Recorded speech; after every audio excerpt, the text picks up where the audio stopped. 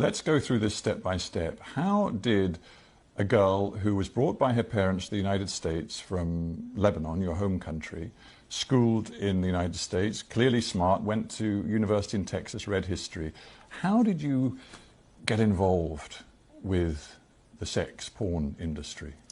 I don't think low self-esteem discriminates against anyone. It doesn't matter if you come from a great family or if you come from a not so great background. I struggled my entire childhood with weight, and I never felt attractive or worthy of male attention. And suddenly, my first year of college, I start losing all this weight from making small changes. And by the time I graduated, I was ready to make a bigger difference. I felt extremely self-conscious about my breasts because that was the first thing to go when I lost all the weight. I lost about 50 pounds. I don't know how many kilos that is, or stones. Well, it's a considerable amount of weight. Yeah. It changed your body, it changed you physically. Completely. Yeah. So my biggest insecurity was my breasts. So I wanted to more or less go back to what they normally were. And once I did that, I started garnering all of this attention from men, and I was never used to it. And I felt like unless I held on to it and kind of did what was asked of me or what was expected of me, it would go away. And after feeling what it was like, that validation and, you know, the compliments for the first time, I did not want that to go away. You were spotted, I think, on a street. I mean, there you were a young graduate wanting to sort of find a job, and you were spotted on a street by a guy who said, I can work with you, and clearly he opened up and said, it's the porn business. What was it in you that far from running away, was drawn into it?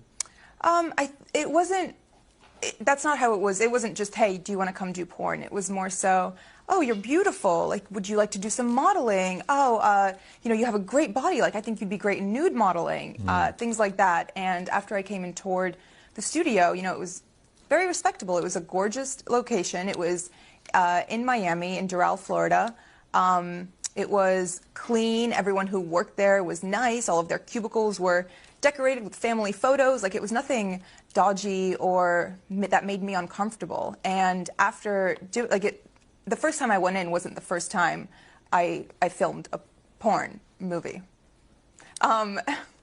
It was the second time. The first time was more so, do you want to do this? Like, sign the paperwork, et cetera, et cetera. These guys, they just saw you, frankly, as a money machine. Absolutely.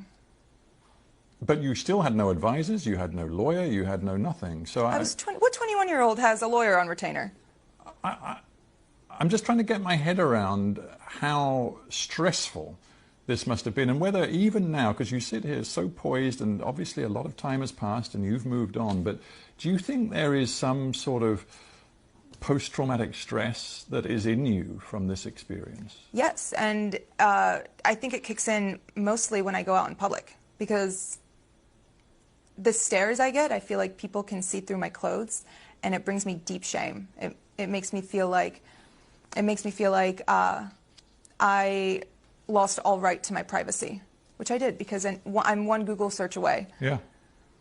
And those images you cannot expunge. No. You have no right, even though it is deeply personal to you, you have no right to remove them from anybody's view around the world. Yeah. It is very hard. It is. And I'm just thinking, this isn't, I mean, this story is your story, but frankly, it's also the story of other porn actors and actresses. I honestly started seeing that recently after the interview came out, and people started reaching out, and all of the emails go, my manager checks them, and when he gets stuff like that, he filters them and sends them to me.